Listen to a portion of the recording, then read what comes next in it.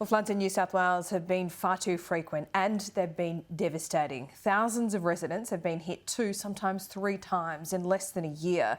And you can imagine the financial impact that has had. Recognising this, some major banks have initiated emergency assistance. It includes customised payment arrangements for home loans, waived fees and charges and access to further grants. Joining me live is the CEO at the Banking Association, Anna Bligh. Anna Bligh, thank you so much for your time. How many customers are impacted and what are the big banks doing? Well, good morning, Laura.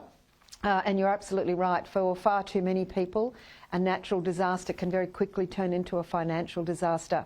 As you'll appreciate, for many people, they are only just getting back into their homes and focused on cleaning out from the latest floods. But I can tell you that in the Northern Rivers region, Australian banks are currently supporting 2,700 people with tailored packages to assist them getting through the next few months and beyond. In relation to the most recent floods, as you'll appreciate, I think understandably, most people, the very first phone call they make is not to their bank, it's generally to their insurer. And once they get a clearer idea of their insurance circumstances, then they understand what they need to talk to their bank about. What are the banks seeing? Of course, we have learnt over the last couple of months that some of these properties are just simply uninsurable. How does that intersect with the banks? If you have a mortgage on a property, then you are required, as part of your contract, to keep that property insured.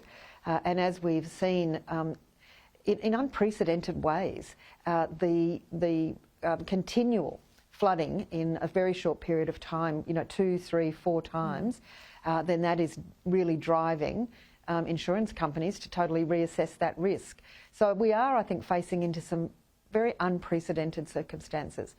The people who I think we are very worried about are those whose homes are now uninhabitable and will need to be completely rebuilt and who have faced maybe 2 or 3 events in the same period of time. It will depend on their circumstances individually. Everybody brings their own financial circumstances to these sorts of events, but I do think there's possibly some very big public policy issues here as well. Banks are very well practiced now. They have been supporting people through natural disasters for literally hundreds of years, but in the last couple of years, everything from the fires in 2019 and early 2020, there are still families and households and businesses that Australian banks are financially supporting in one way or another as a result of those fire events. They've been supporting people since the previous flood events in Northern Rivers in 2017 and now these events. So they've got very experienced teams. There's really the sort of first up, giving people peace of mind and where they need it, giving them a couple of months relief on their mortgage payments or their credit card or their business loans. But then beyond that, it becomes a very tailored, bespoke process, looking at each individual's own circumstances. You're talking fires, floods, drought. This is ongoing, and it seems like this might be the new normal, Anna Bligh. So are banks, I guess, ready, big or small, to continue this kind of process where they put mortgage payments on hold, they waive fees and charges, they have these bespoke packages for clients? Can they afford to do that in a longer term way? That's a very good question. I think obviously the answer is dependent on what we see, what Mother Nature delivers to us. But what I can say, and we saw this at the beginning of COVID, Australian banks are among some of the best or most capitalised banks in the world. That means they have a great deal of strength and stability to lean into economic shocks when they come. So whether it's something on a massive scale like COVID or whether it's something on a much more localised scale, such as devastating floods in somewhere like the Northern Rivers or fires in rural Victoria. Yes, they do have the capability, as I said, to absorb some of the shock, but not all of it. And if it did become something that was on a much, much bigger scale, then that could present quite a lot of difficulties. Yeah. And we do need to keep a strong and stable banking system. So it will depend, obviously on well, as I said, what Mother Nature delivers. But already, I know there are people in banks and collectively we're having discussions about what more do we need to be thinking about if this is going to be something that happens, every year, every summer. We're looking into either substantial floods or substantial drought.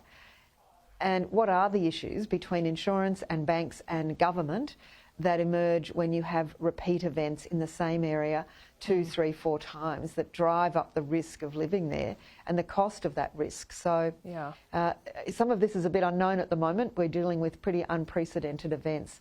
And we've had big floods before in Australia, I know that, but we haven't had them of this scale, in the same place 2, 3, 4 times in the space of sometimes 6 to 12 months. And it's very tough. With these natural disasters, with these events that seem to become more frequent, they're also happening at a time that we're coming out of these emergency low interest rates, also unprecedented. How worried are the banks about that? Well, we have seen rising interest rate environments in Australia in the past, and banks, while it's been a long time, and there's certainly a very high number of people who hold a mortgage who have never experienced interest rates rising, there is a lot of experience in our banks about managing through these sorts of issues.